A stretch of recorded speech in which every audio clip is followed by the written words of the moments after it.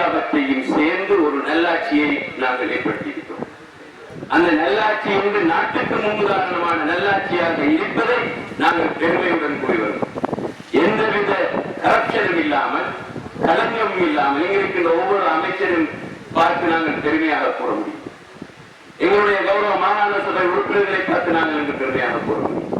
எங்களுக்குள் ஊழல் என்ற ஒரு பேச்சுக்கே எங்களுடைய அமைப்பு மோசடி என்ற ஒரு வசனத்துக்கே இடமில்லை. இன்று அவற்றையெல்லாம் தாண்டி எங்களுக்கு கிடைக்கின்ற ஒவ்வொரு சதத்தையும் எங்களுடைய மக்களுக்கு செலவழிப்பதற்காக, அதையும் சரியான முறையிலே செலவழித்து சரியான விடயங்களுக்காக செலவழிக்கின்ற ஒரு நல்லாட்சியை நாங்கள் இன்று எங்களுடைய ஆட்சியில் ஏற்படுத்த.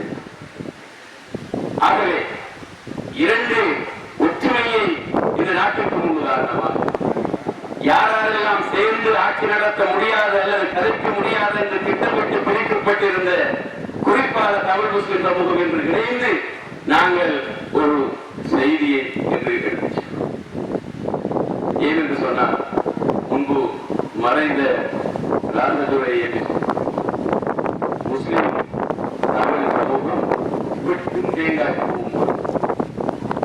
பலமுறை ராஜதுரை நபிநாயகம் ஸல்லல்லாஹு அலைஹி வஸல்லம் அவர்கள் பேசும் ஆழமாக பேசும். ஆகவே அவ்வாறு இருந்த சமூகம், அவ்வாறு நாங்கள் பிரிக்கப்பட்டு நாங்கள் எப்போதுமே அண்ணன் தம்பி இல்லாட்டி நாங்கள் ஒவ்வொரு வீட்டுக்கு போய் நாங்கள் மிச்சம் சமூகமாக இன்னைக்கு அதிகாரமான வித்தியாலயத்தில் நான் படிக்க போல கிட்டத்தட்ட அரைக்கிலவாசி தமிழ் முஸ்லீம் படிக்கும். இன்னைக்கு ஸ்கூல் எல்லாம் கிட்டத்தட்ட ஒவ்வொரு வேலி போட்டு முஸ்லீம் தமிழ் சிங்களம் என்று பிரிச்சு படிக்க